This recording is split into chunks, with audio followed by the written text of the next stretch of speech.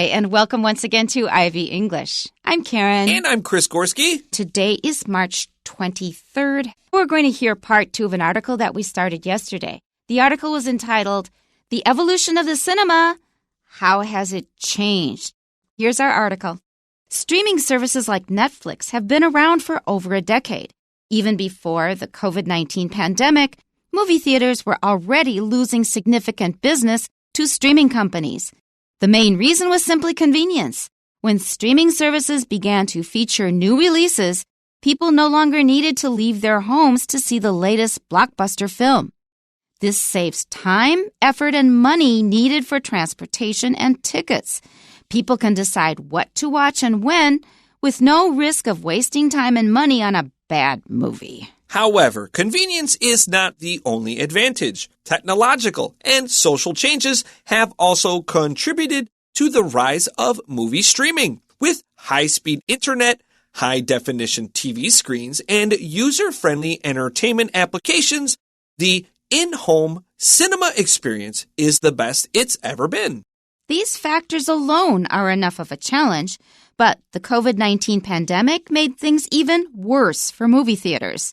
Across the globe, people began to avoid large gatherings, especially in public, out of concern for their health. The impact of the pandemic on theater ticket sales was devastating. However, movie theaters aren't down for the count just yet. With the easing of pandemic restrictions, a few films have proven that customers will still enjoy and pay for the theater experience. Films like Spider-Man: No Way Home and Top Gun: Maverick were remarkable successes. While most films see lackluster sales at the theater, it seems customers still value the theater experience for big-budget action films with exciting scenes. For the rest, however, most people seem content just to enjoy them at home. I guess that's what the majority of us do now. It's so convenient and it's cheap. Yeah, and you it's have a lot cheaper. as many as you want. However, I think going to a theater and seeing a movie still has its place. I think especially like for first dates and things.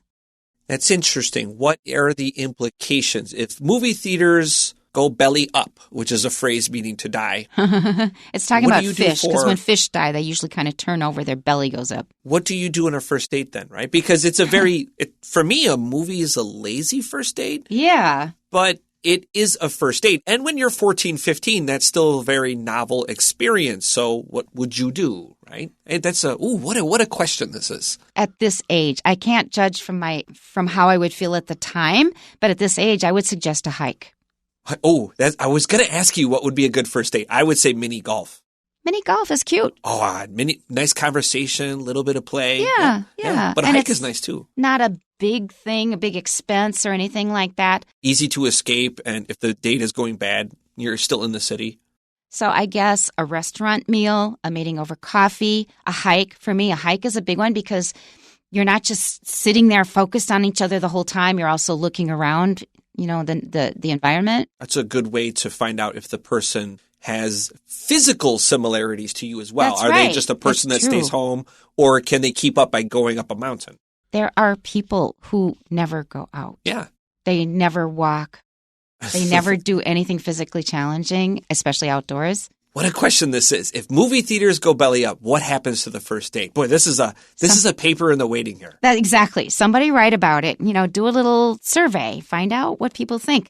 Back to the beginning, streaming services like Netflix have been around for over a decade. Almost 20 years. I know, time flies, but a decade is 10 years. So, yeah, it was actually not so long ago that Netflix did not use this method. They mailed you a DVD, and then you mailed it back when you were done with it. You could still do that, actually, at least in the U.S. Okay, yeah, I guess I did read that, but I don't think that's a big part of their business anymore. No. I think they continue it as a service for their older customers. That's right. And people that live in the most remote regions because they don't have good high-speed enough internet. That's right. So it's kind of like a legacy thing they do to help out those people. just to remind you to be grateful for what you have, I have read that internet service in Taiwan is faster, better, and cheaper than in the U.S. It is. I tell people all the time, I'm a gamer. I like playing online competitive games. And so you need a high-speed internet that's connection. That's right. And so your internet connection is a big topic of discussion. And people have accused me of lying about what we get for our price. I know. They won't believe it. There's a lot of things they don't believe about Taiwan. Another thing that they won't believe is you talk about Taiwan's healthcare system. Yes, they think you're lying. They won't believe you. You have to show them bills, and they still don't believe you. Especially the conservatives. Yeah, you have things much better here. In the U.S., there is a big problem of lack of competition. I just read an article recently that described the many tricks that internet providers use to charge more for fewer services. Oh, so it's a thing. I have not lived in the U.S. for a very long time now, and I still hate my internet service provider from back home. I still want to punch Comcast like right in their face. Oh, yeah. So many people feel the same way. Yeah, I haven't even used their service, and I still feel annoyed just thinking about them. And you're still angry. That's how bad things are. Remember to appreciate what you have. So losing significant business, significant means a large amount. So back before COVID-19, they were already starting to lose business. The reason that they had to mail DVDs is because streaming was not practical. It just took up too much bandwidth. It was not really easy to do. But as everything improved, the technology improved, it became easier to show full movies in really good quality online, and that means that you didn't need to mail these DVDs around. So the grammar here is you're losing something to something else. Right. Note the two. The main reason was simply convenience. Oh, that's a nice sentence. Pay attention to it. It's simply, and then we add a noun, convenience. It's easier. When streaming services began to feature new releases, people no longer needed to leave their homes to see the latest blockbuster film. And this calls up images in my mind of a new movie coming out, a really big movie, and then people get in line all around the block to get a chance to see it at the movie theater. So it's really funny you say this. So here's a trivia question for you. What was the first movie that was described as a blockbuster? In my lifetime? The first movie ever described. And it would be in your lifetime. I have no idea. Okay, I'll give you a hint. In the water, about a boat. Okay. It's about a shark. We know. Yeah. Jaws, 1973, 75's Jaws. And I've never seen it. Really? It's pretty good. I don't like scary movies. You can see there's so many things I don't want to watch. I don't want to watch Borat and be shamed and embarrassed. I don't want to watch violence. I mean, that rules out just about everything that's in movies. My wife says, like, if it's not gangsters or violent or profane, like, I won't watch it. That's the other way around. My go-to movie. That's like, if it checks those three boxes, there's a very good chance I'm going to like it, like a Quentin Tarantino movie. The director of Jaws is Steven Spielberg, who I admire hugely, like Schindler's List. Yeah. And I recently listened to an interview with him. He was a very fearful child. Everything scared him about living, about life, about just being a kid living at home. He was scared of everything. That's funny. And so actually it was coming from this place that he decided to make movies of scary things that scared other people but did not scare him. And that's how Jaws came into being. That's funny. And it transformed the way people thought about sharks, too. This is a separate story, but nonetheless, the first blockbuster movie was Jaws from 1975. It was called a blockbuster because people had to line up to buy tickets in the past. There's no phone app, obviously. You had to go to the box office. And blockbusters originally were from World War II. They were bombs that would blow up a whole city block. Oh, that's what it is. That's why they're called a blockbuster. I didn't You have to know line that. up around the whole block to buy tickets. The other problem with Jaws is that it misrepresents sharks. This is what I was going to say. Yeah. Worldwide, 9 people die a year of sharks, but people kill like 100,000 sharks an hour. An hour! And 9 sharks kill people a year. That's so unfair. It's very unfair. Who's the real monster? That we'll have the same answer to many similar questions. Okay, this saves time, effort, and money needed for transportation and tickets, and it saves you from freezing and from having your ears blasted and from the sticky floors. It's so funny because I was reading this and I realized that truly my youth is dead because I agree with all three of these sentiments. It's like, it's kind of expensive. You got to go to the theater, then get home. There's no place to park. Transportation, you got to get the tickets. Like, hey, just stay home and watch it. That's what happens, and that's why they're prospering. 15-year-old Chris is weeping in his grave. Okay. People can decide what to watch and when with no risk of wasting time and money on a bad movie. Now, this is something I really appreciate because if you have a service, you can try out the movie and you find it's a loser, you just don't finish it. I started watching Grease because it was so famous and because Olivia Newton-John had died fairly recently. Right. I couldn't finish it. It's corny. The music is corny. I grew up watching it a lot. I had a lot of women in my house, and downstairs it was nothing but women. I think there were like 6 women downstairs from us. So Grease was like a thing, and that soundtrack, and you know, such a cliche. I think it was intentionally hokey. I guess hokey so. Meaning cornball, corny, uncool. Corny, yeah. I could see why going in with no expectations, thinking it's this great movie, and being caught wildly off guard. It's that's what happened. What is it called? Kitsch, where it's kitsch. Almost it's kitsch. Yeah. Kitsch. Kitsch. When something is just so corny, so common, so uncreative, a real cliche. But sometimes it's also done intentionally, and that's how Grease was made. Not knowing this, I can completely understand. You'd have to go in expecting cornball and appreciating the music. Yeah, I honestly couldn't finish it. On the other hand, she was a great singer. That opening song from the Bee Gees, Frankie Valli sings it. Grease is the word. I play that song in my classroom all the time. Oh, really? In between classes, yeah. Kids walk into Grease, they know that. And the places where Olivia Newton-John sings, I mean, she just had a beautiful voice. Yeah. Okay, let's move on. All right, our next paragraph is, however, convenience is not the only advantage. So that is one really important reason that streaming caught on, but that is not the only good thing about streaming. Technological and social changes have also contributed to the rise of movie streaming. And we've sort of covered that already because before, internet speeds were not high enough to handle a lot of people watching high definition or even medium definition movies online. And social changes, well, that will include the pandemic and other things that have been changing. Yeah, for me personally, I sort of miss going to the video rental store, but it's kind of impossible because there's just not many left. I remember there was a Blockbuster in Taipei. Yeah, there were several for a while. Not long. It only closed. Not long ago. Not horribly long ago, and it was an actual Blockbuster. That's right. It was unique. I just was near went my inside university. To be there. Yes. Yes. Let's continue on with high-speed internet, high-definition TV screens, and user-friendly entertainment applications. The in-home cinema experience is the best it's ever been. So you wouldn't go for purely technical reasons because they have such good picture quality or sound quality or anything else because you get extremely good quality at home. So user-friendly entertainment applications might be the clumsiest thing I've ever heard. It just means like the apps you watch movies on are really easy to use. Yes. And that's true. My mom actually navigates Netflix really well. And my mom needs to have all technology explained to her very patiently. So it must be pretty user-friendly. Type in the name of the movie, click on it, start watching. Nothing else to do. And then, if you give a bunch of movies you like, they're very good at suggesting other movies you'll like. Thank you, AI algorithms. Yeah, I suppose they're good for something. That's right. Okay, so it says that the in-home cinema experience is the best it's ever been.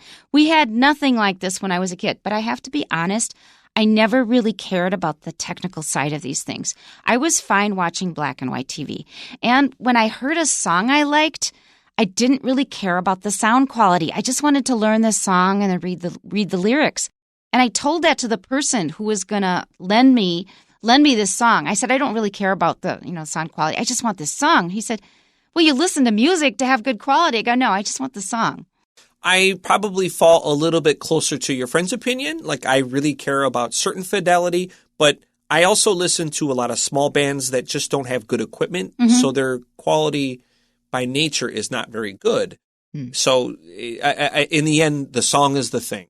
There is a line that you will draw. I we agree. just probably draw it in different places. Right. If the quality is bad, I just won't watch it. Definitely a spectrum here. That's right. Okay, next paragraph. Those factors alone are enough of a challenge, but the COVID-19 pandemic made things even worse for movie theaters. So a factor is just a thing you consider. A reason. Yeah. Across the globe, people began to avoid large gatherings, especially in public, out of concern for their health. And it's not like they came up with this funny idea by themselves. It's everywhere. Everybody was telling you, don't do this. Theaters were closed to keep you out so that we could try and contain the pandemic. Now, gatherings, that S, if you cross it out, you'll have to change this to gathering places. That's right. So this was not something that we just came up with, I guess I better not go out. A lot of places were under lockdown. You really were not allowed, or you were strongly encouraged not to go places, or maybe the place wouldn't be open when you got there anyway. I will say that theaters were remarkably creative during the pandemic in survival mode. There were instances where you and yourself could rent a whole theater. It'd be you in the theater and you pick the movie and you watch it. It would cost a significant amount, but if there was a movie you had wanted to see and you had never seen it in the theater because of your age or the availability, or it just was never around, you had never seen it in the theater, you could do that. There were cases of people playing their favorite video game on a movie side projector. Now, I personally would not play any online games in a movie theater because of the lag issues. But imagine playing your favorite game or watching your favorite movie again in a theater with that booming sound and probably cleaner floors because it's just you. Forget the booming sound. I don't want that. Okay. Last sentence of this paragraph is the impact of the pandemic on theater ticket sales was devastating. Many of them did close down. Many of them failed. They did not have enough business to stay open. The dollar theaters seem to have taken the brunt of this downturn. Back home, there are what we call dollar theaters, although they actually evolved into $2 theaters. And these were movies that were no longer fresh in the theaters. They may have been out 3 months. And if you didn't want to pay, let's say, what was roughly about 300 NT to 500 NT a ticket, and it was a relatively new movie in a relatively good theater. This was not they didn't have the best speakers and the best screen, but it was better than what most people had at home. And it was still just 30 NT to watch a movie, which was always really cool. I think the Southeast Asia movie theater used to be like that, but now they show new movies. Right. Okay, there's no place for me to fit this story, but it does revolve around movies, and I like to say it. If you watch after the end of the movie, you have the credits, and they scroll up, and at the very bottom of movies, there's this line that says, no animals were harmed during the filming of this movie. Yes. And in the 1940s, the American Humane Society protested the way animals were treated in movies. There was this famous scene where a horse was forced to run off a real cliff. And the horse fell 21 meters and it broke its back and it had to be shot. Yeah. So after this, it was like, why are we doing this to animals? Can't we fake this in many ways? Yeah. And since then, you have, well, I should say since the 1972 movie, The Doberman Gang, that phrase, no animals were harmed during the filming of this movie, were added at the end of credits. And on every movie shoot in Hollywood, there are people there to make sure that their only job is to make sure animals are not hurt in any serious way. Like a horse obviously can bump its knee or something, but they're not running off cliffs. It's now become a cliche and sometimes used as satire.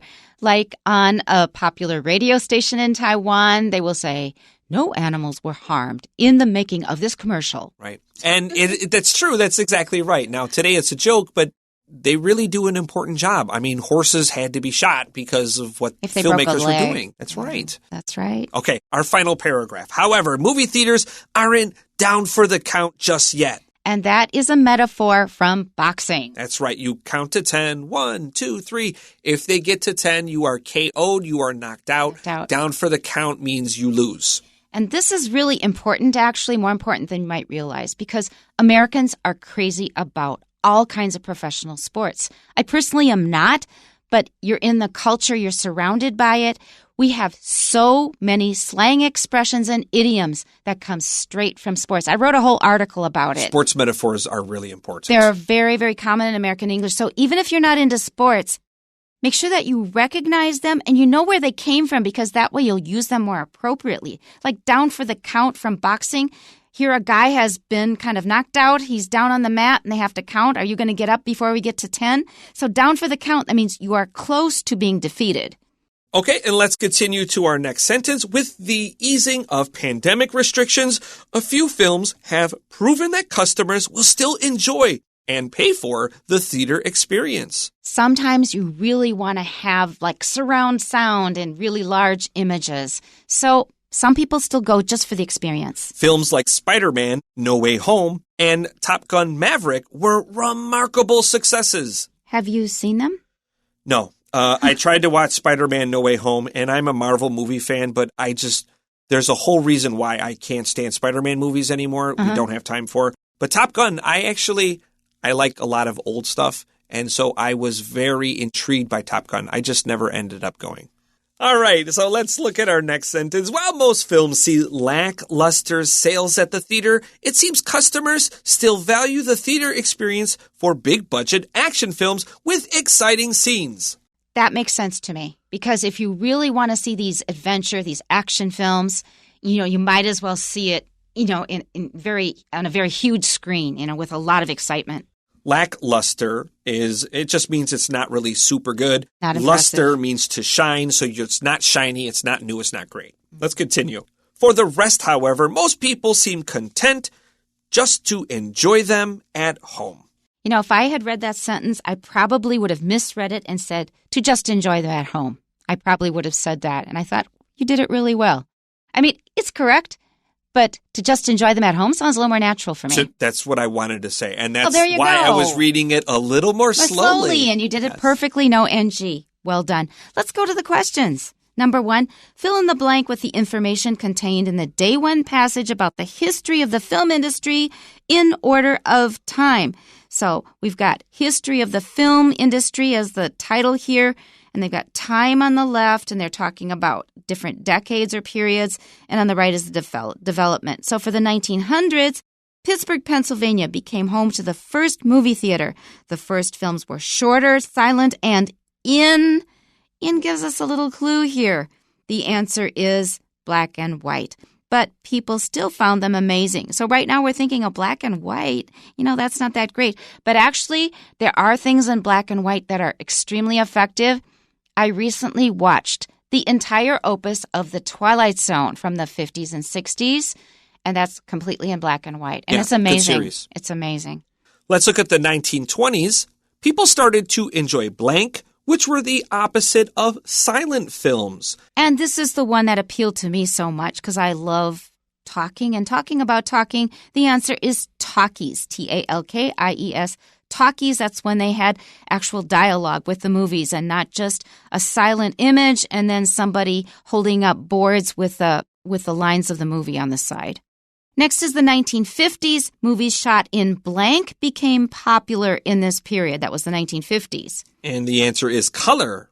That's right. That was a big deal. And in the 1960s, even more people hung out with friends and families at movie theaters as more were built in almost all blank cities in the United States. If I weren't really paying attention without, thinking back and trying hard to remember, I would have just said large. Yeah.